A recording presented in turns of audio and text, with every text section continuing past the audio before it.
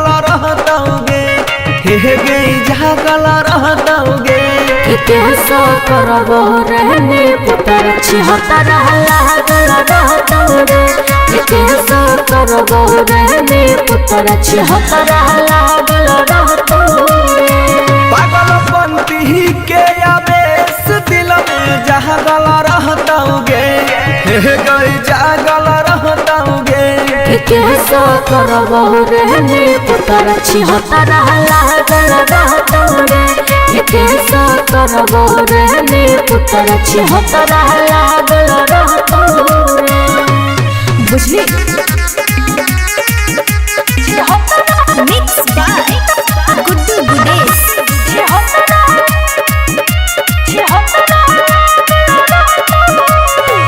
देखले है बहु छौड़ी तोहर सैया के औकात गे भेज दे बहु जलवा जिंदगी कर दे बहु बेरा बादरे।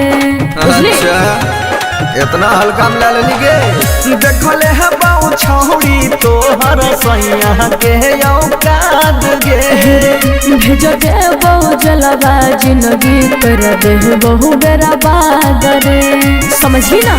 हमारा डर से तोहरा बाबू भैया भागल रहतौगे। अच्छा हमारा डर से तोहरा सैया ससुर भागल रहतौगे थानो भागल रहतौगे कैसा करबो रहने पुतर छिहत्तर लागल रहतौगे कैसा करबो रहने पुतर छिहत्तर लागल रहतौगे बुझली। Mix by Guddu Gudesh.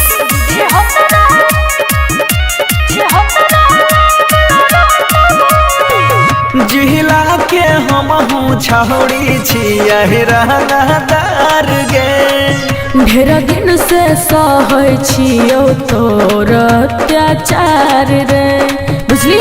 हे रे और देखने गे जिला के हमहू छौड़ी छियै रहदार गे ढेर दिन से सहै छियौ तोर अत्याचार रे तोरा प्यार में बनसीधर छौड़ा पागल रहतौगे की कही तोरा प्यार में अमर सब छौड़ा पागल रहतौगे सुन ये छौड़ी पागल रहतौगे कैसा करबो रहने पुतर छिहत्तर लागल रहतौगे कैसा करबो रहने पुतर छिहत्तर लागल रहतौगे जिंदगी झंड कर देबो बुझली ने। बम काली रिकॉर्डिंग स्टूडियो मानसी।